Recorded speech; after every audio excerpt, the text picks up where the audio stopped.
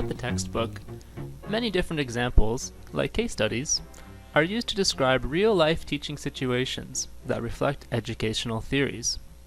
These all involve research methods, the analysis of statistics and data.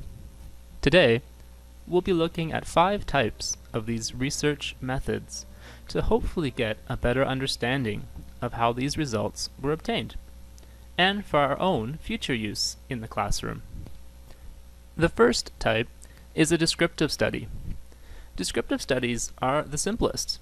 Actually, if you've done any observation or any surveys in your practicums, you've already done a descriptive study. For example, what languages are spoken in my students' homes? Why do some students not come to class prepared? Or how can I improve feedback to my students? Using classroom surveys, interviews, discussions with students, and even observation of student interactions are all good ways to employ descriptive research. The second type of study is correlational research.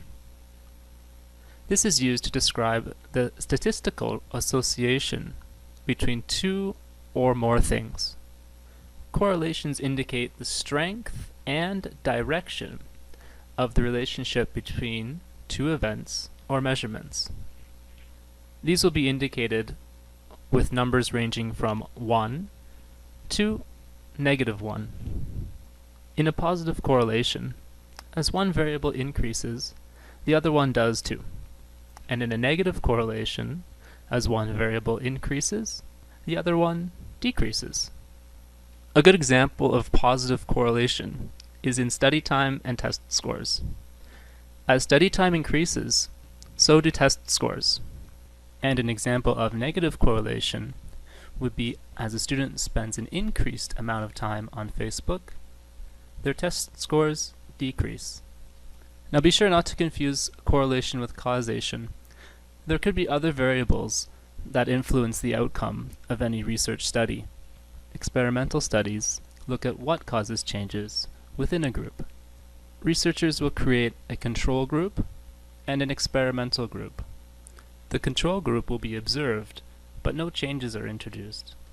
Whereas the experimental group, something will change, and the researchers will be able to measure the difference between the two. If it's determined that the two outcomes were not due to chance, it's labeled statistically significant, and a statistically significant difference can be reproduced.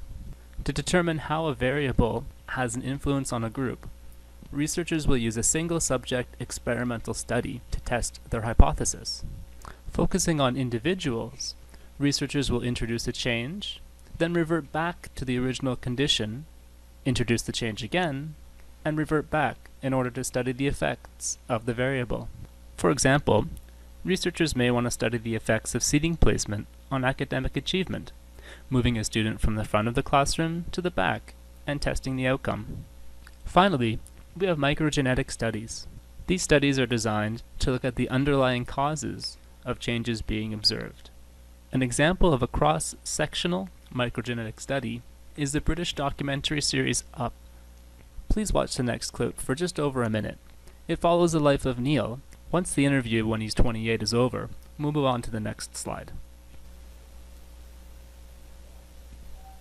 We make the apples, we go, ah! Neil grew up in a Liverpool suburb.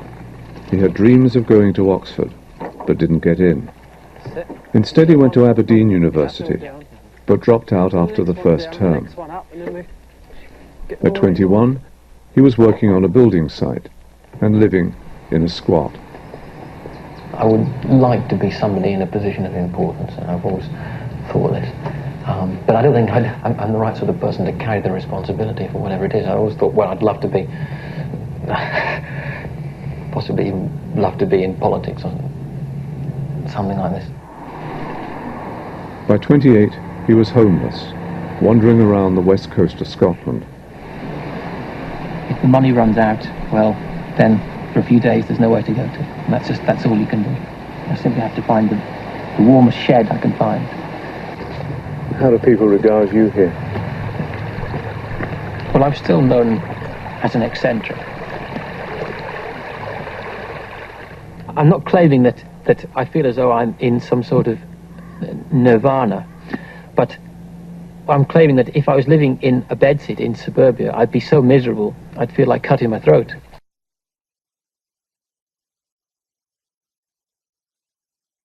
Every teacher is a researcher. Those observations you do during class, the data you gather on your students' marks, their performance and attendance in school, is all research. Questioning what works in the classroom is essential in becoming an action researcher to improve student learning and success in your school.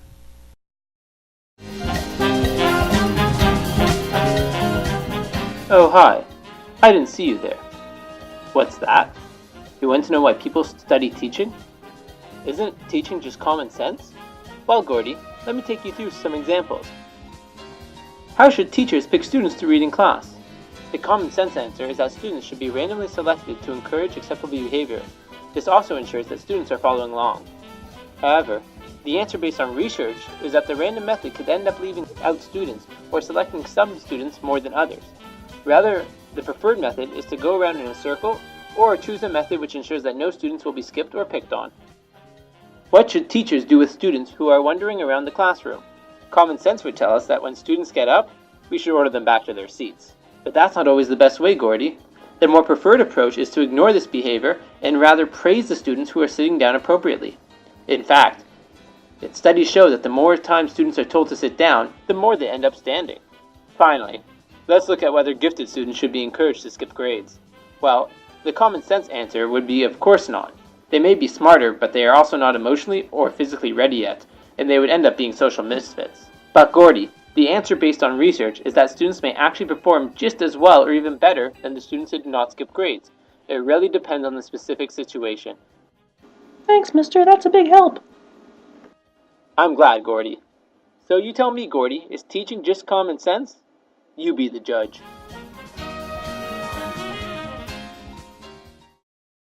There are literally hundreds of psychological theories of development, and a limited number are fit into this course. 8 of the major theories can be grouped into 3 families: stage theories, learning theories, and contextual theories. First up, we're going to look at some stage theories.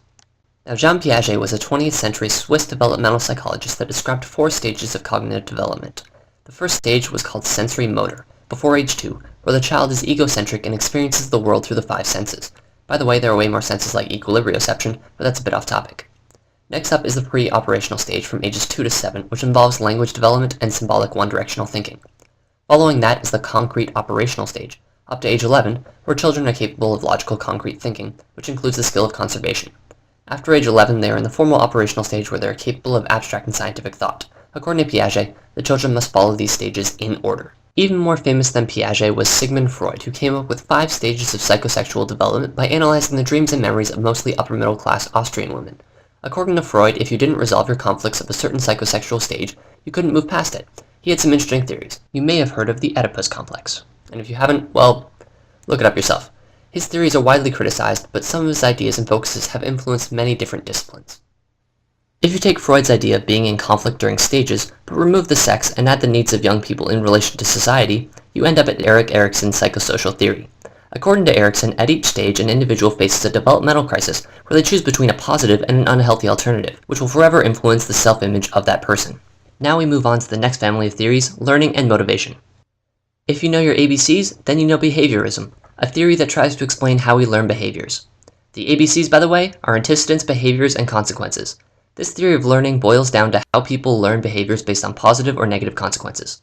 A separate but important consideration with learning is how people process and remember information, which is known in psychology as information processing. This approach looks at attention, types of memory, how knowledge is represented and stored, and how we forget it. Canadian-born psychologist Albert Bandura added to the behavioral views of learning with his social cognitive theory, which considers the interactions between behavior, environment, and personal characteristics, beliefs about personal capabilities, learning through observation and models, and guiding your own learning through self-regulation. Now finally, we're going to talk about the big names in the family of contextual theories.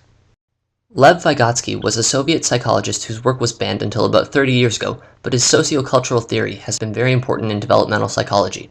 His writings explained how social processes form learning and thinking, the role of cultural tools like language in learning and development, and something that he calls the zone of proximal development. And the last big name that we're going to talk about has a big name, Yuri Bronfenbrenner, who called his theory the bioecological model of development. According to his theory, biological characteristics and social contexts influence the development of the individual. These social contexts are nested within one another, from immediate family to neighborhoods and schools to the community and society, and all of these interactions are reciprocal. Phew, that was a mouthful, but it set the stage for many of the theories that are looked at in this developmental psychology course.